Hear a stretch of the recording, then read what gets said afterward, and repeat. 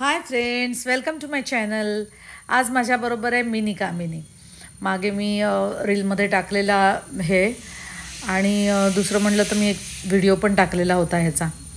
तर हे इतकं सुरेख दिसणारं प्लांट आहे, म्हणजे किती भरभरून फुलं आलेत बघा, आणि अजूनही कळ्या त्याला भरपूर आहेत.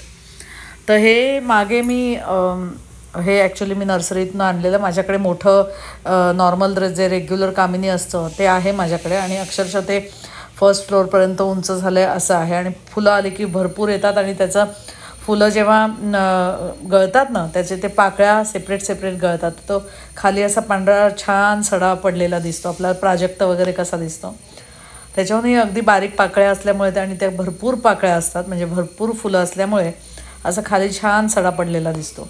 तर खूप छान दिसणारी मंद सुगंध येणार सुगंध येणारं हे झाड आहे.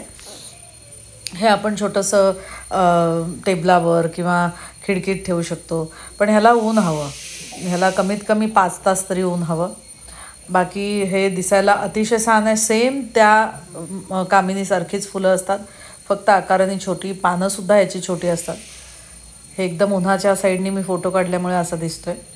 तर बघा किती याला फुलं आलेत, आणि इतका छान वास येतो ना ह्याला, आणि इझी टू मेंटेन आहे. म्हणजे ह्याला आपण फांदी इझिली ह्याची जगते.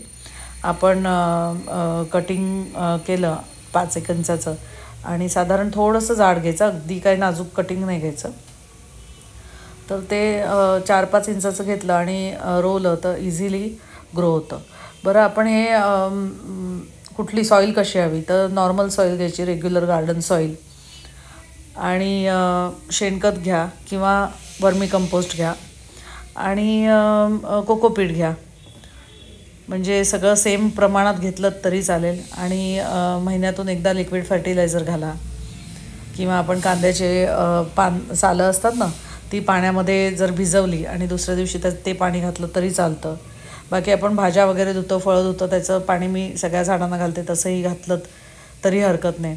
तर हे इझी टू ग्रो होणारं प्लांट आहे, आणि त्याला जेव्हा बहर येतो, आता सध्या बहर त्याचं चालू आहे, तर आणि बारीक बारीक कळ्या पण आहेत. आणि आपण नंतर हे कटिंग करायचं, वेळोवेळी याला कटिंग केलं ना की हे छान, ह्याला आणखी नवीन नवीन ब्रांचेस फुटतात, आणि छान ह्याला फुलं येतात, किंवा ते गुबगुबीत दिसतं. आणि ह्याच्या पानांचा कलर पण इतका छान हिरवा गडद आहे ना, की त्याला फुलं जेव्हा नसतात तेव्हासुद्धा हे झाड त्याच्या ह्या छोट्या पानांमुळे खूप छान दिसतं. इवन जे कामिनीचं झाड आहे आपलं मोठं, ते सुद्धा आपण कुंडीमध्ये लावू शकतो. माझ्याकडे कुंडीतसुद्धा आहे, आणि त्याची हाईट आपण मेंटेन करू शकतो कटिंगनी. नाही तर हे झाड फार मोठं होतं, मोठं म्हणजे अगदी वृक्षासारखं त्याचा बुंधा नाही होत, पण उंच चांगलं होतं. कारण माझ्याकडे ह्याची 4-5 झाडं आहेत. त्याचा मी मागे एकदा व्हिडिओ काढलेला, तुम्हाला कामिनी प्लांट म्हणून टाकलं तर ते दिसेल, खूप उंच, आणि त्याचा सडा पडलेलासुद्धा मी टाकलेला आहे. तर हे इझी टू ग्रो होणारं प्लांट आहे, मेंटेनन्स कमी आहे. पाणी व्यवस्थित घालायचं, सॉईल चेक करायची, जेव्हा आपण पॉटमध्ये घालतो तेव्हा सॉईल चेक करायची, मगच पाणी घालायचं. आणि बाकी त्याला ऊन पाहिजे. ऊन 4-5 तास तरी त्याला ऊन हवं, 4 ते 5 तास अशा ठिकाणी त्याला ठेवा.